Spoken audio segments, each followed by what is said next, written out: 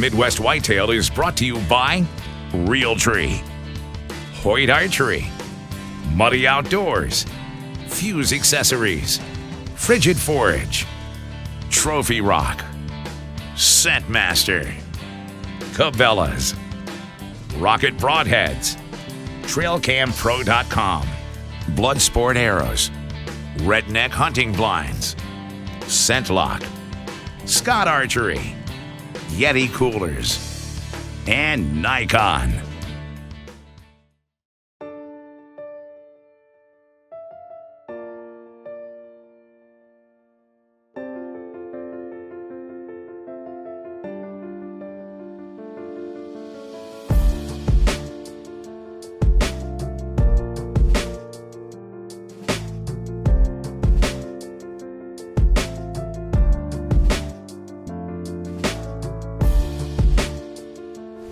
Welcome to Midwest Whitetail. Today is November 3rd, and this is the start of the week that we wait all year for.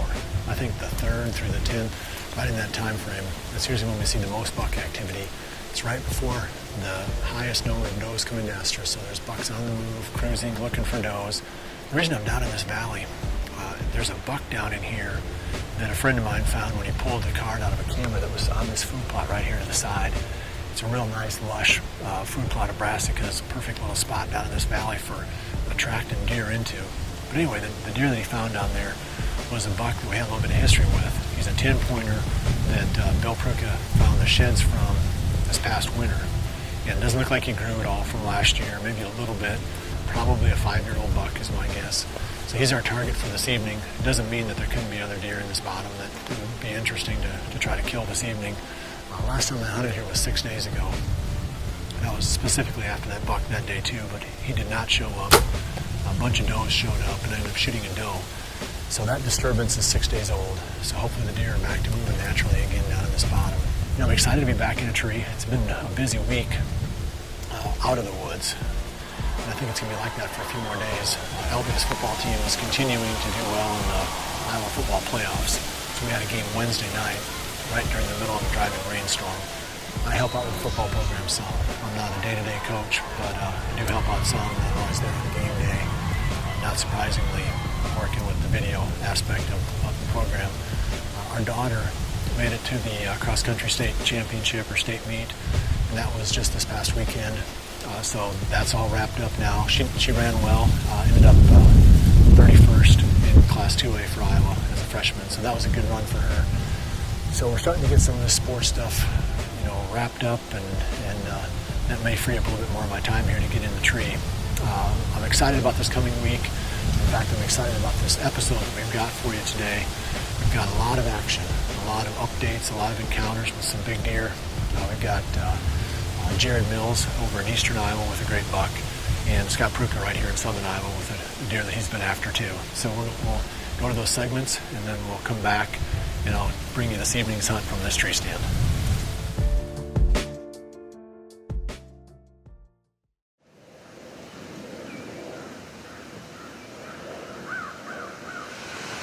November has made it.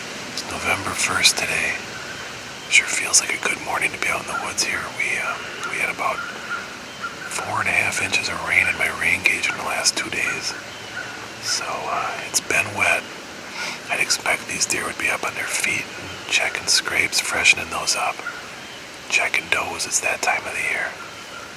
We are actually up on a little ridge here that's not too far away from the redneck blind. What often happens this time of year, well, I guess the does bed up on these little ridges a lot, but this time of year these bucks like to make a big circle around these ridges.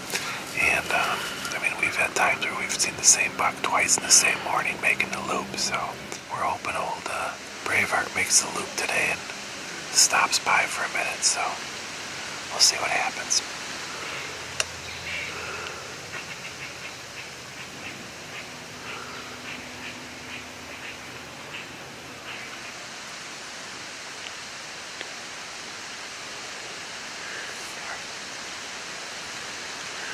Big buck in the lane up here.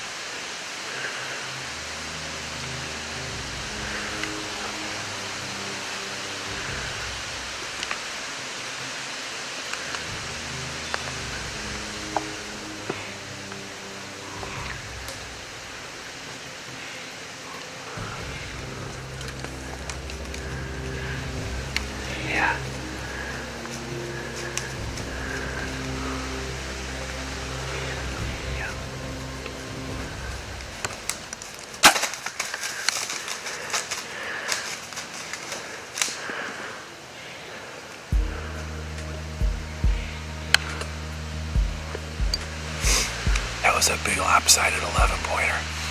And he's a deer that's been out in that field with Braveheart hitting that scrape from time to time. That deer was at, 11, 12 yards, and I don't know if the angle is so steep that I hit him, but I just hit him low. That's surely not the way I planned that to happen. Probably 15 yards from the tree. Now we're way up in that oak tree. We're up there high.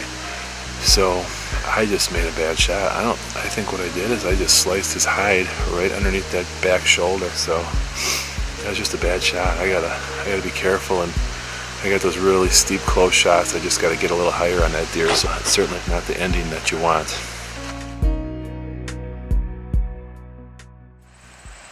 We're gonna slip down into the red grain bin tonight. We're taking the decoy with us. See if that stirs up anything. You can see so far down there that maybe if a buck comes out on a different part of the field, it might spark some interest. So we're gonna sneak down there and see if we have any luck tonight.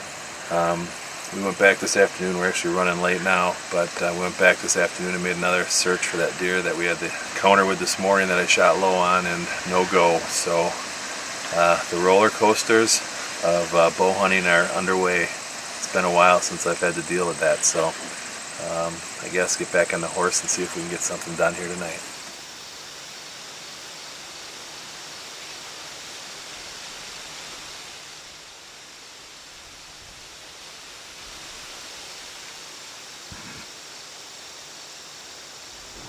I think it might be a flat top. It's right here.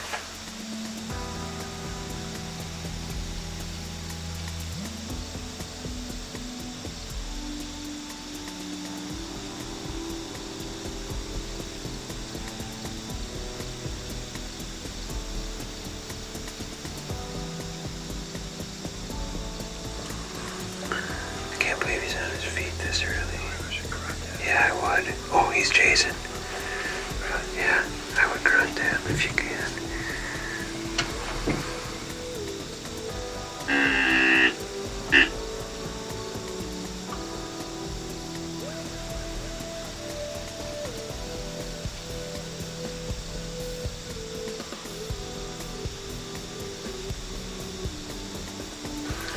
It's about 4:45.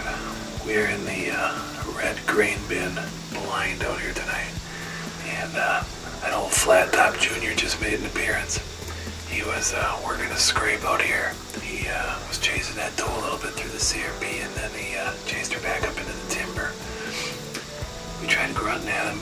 We've got this, he was out this way, and I've got that decoy back here behind us. I know he could see it, but he was more interested in the doe right now than fighting, so I'll bet he makes another appearance tonight, because this is a field that usually has got a bunch of doe in it, so we'll see what happens.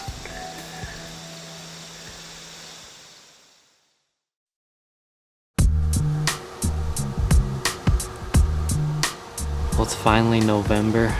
It's afternoon, November 1st, and Danny and I are all set up in the tree. Not only is it the start of the best time to be in the woods, but it's also the start of my vacation time for hunting. So here for the next week to 10 days, that's pretty much all I'm going to be doing. My main goal is going to be try to figure out these new farms and hopefully put a good buck on the ground. But we don't necessarily have a real good pattern, and that's why tonight I chose to sit this stand. Just because of the visibility, I can see a long ways. I can see a couple of different food plots, kind of see what the deer are doing. This is day one of trying to figure it out and develop a strategy to get one of these bucks on the ground.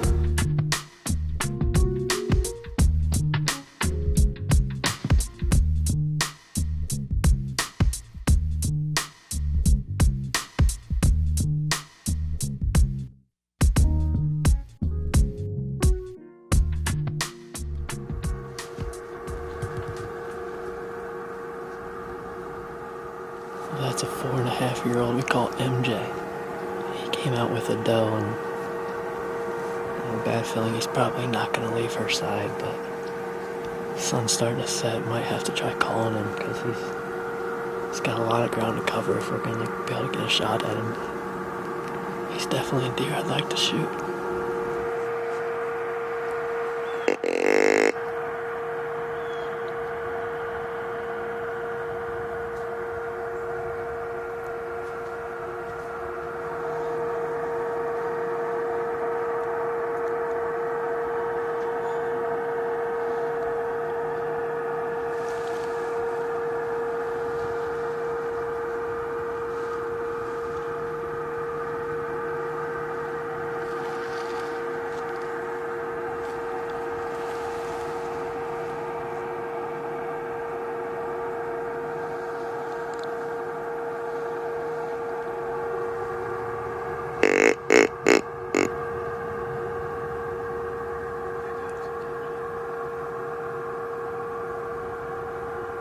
There's another good buck over to the left.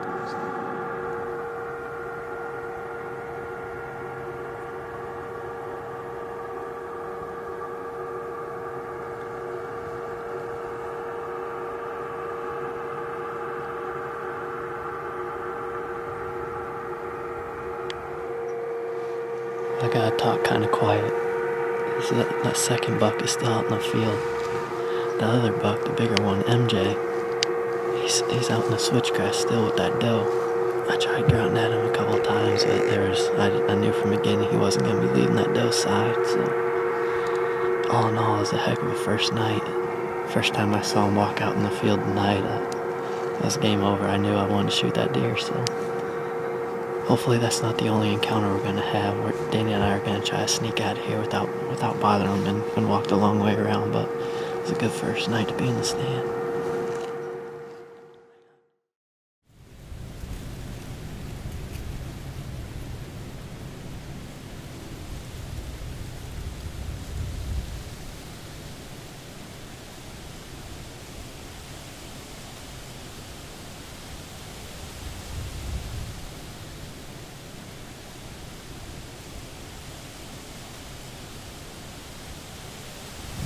It's been dead down in here tonight. Not exactly sure why. I guess the guys that went out this morning didn't see too much at that time either, so could just be one of those little lulls in the rut that you have once in a while. This is going to be where I wrap up today's episode. If anything comes out here in the next 20 minutes or so of legal shooting time, we'll have to bring it to you on next week's episode. Well, I appreciate you joining me. We'll see you right back here again next week for the next episode of Midwest Whitetail. Oh, and don't forget, this is the week when all the action should take place. It should be the best week of the whole season, so I can't imagine that we'll be back again next week without having something for you on the ground. So we'll see you back here again next week for the next episode of Midwest Whitetail. And remember to always dream big.